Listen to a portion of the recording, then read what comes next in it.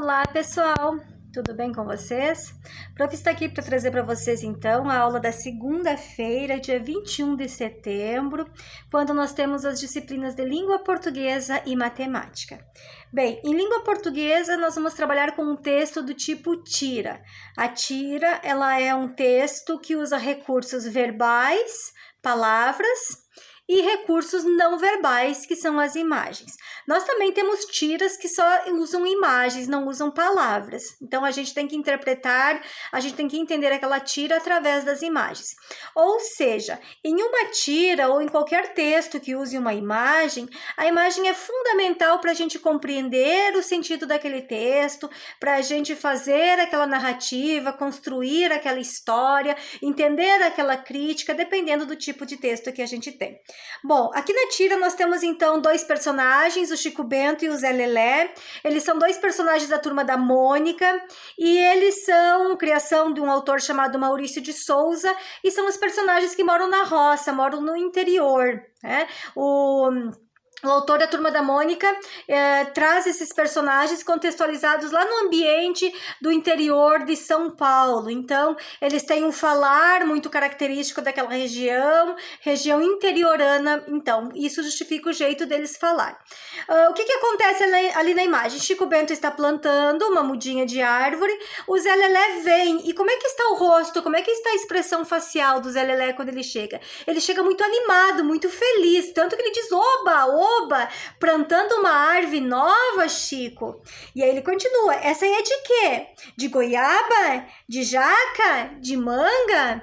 E aí o Chico Bento olha para ele com uma expressão triste, com uma expressão de preocupação, né? Uma expressão facial, um rosto preocupado, e diz, não, de esperança.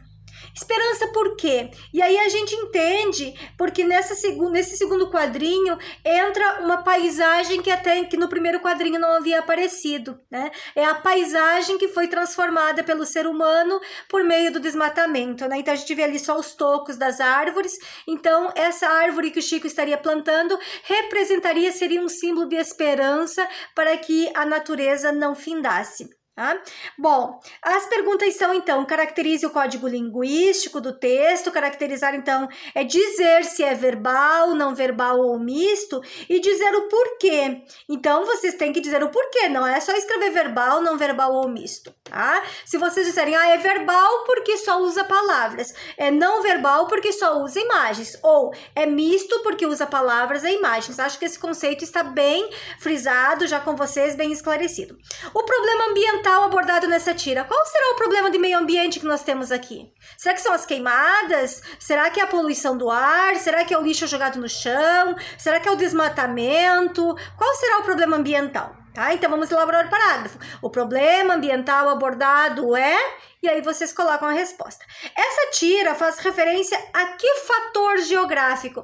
Fator de relevo, de clima, de vegetação ou de hidrografia? Gente, relevo a gente já estudou, né? O formato do solo, o formato que a Terra tem em determinados lugares. Lugares planos e baixos são planícies, planos e altos são planaltos, muitas montanhas são serras. O clima é o que? Diz respeito à temperatura de um lugar, a presença ou não das chuvas. A vegetação diz respeito às árvores e a natureza, os tipos de vegetação que a gente tem ali, e a hidrografia se refere à água. Então, essa tira, ela está falando das árvores. Então, a árvore é o quê? Vegetação, é clima, é relevo ou é hidrografia?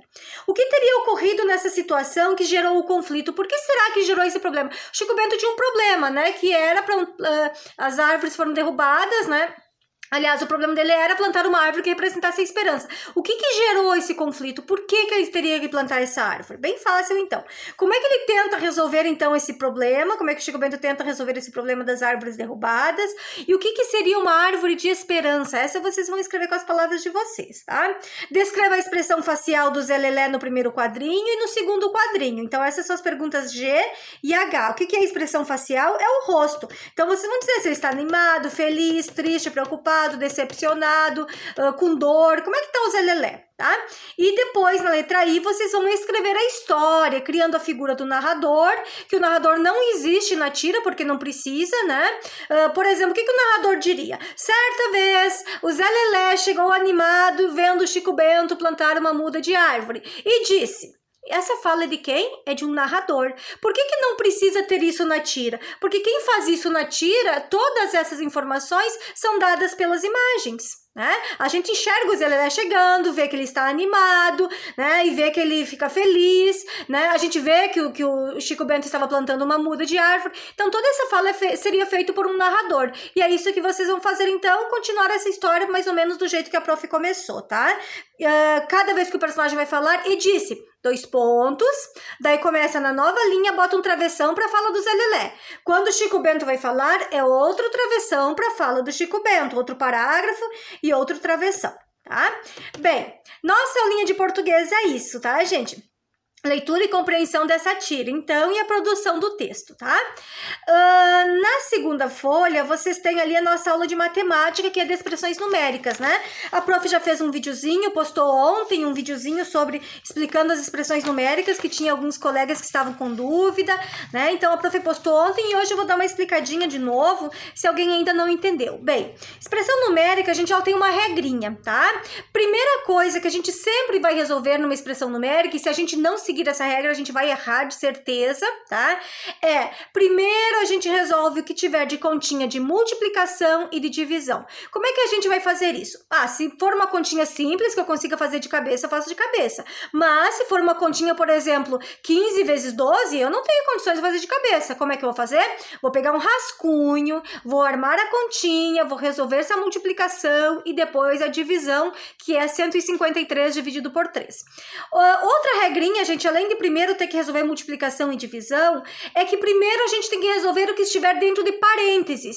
E depois outros sinais que a gente não trabalhou ainda, que é o colchetes e as chaves. Mas agora a gente vai observar parênteses. Então, qualquer coisa que eu tiver entre parênteses, eu tenho que resolver primeiro os parênteses, tá?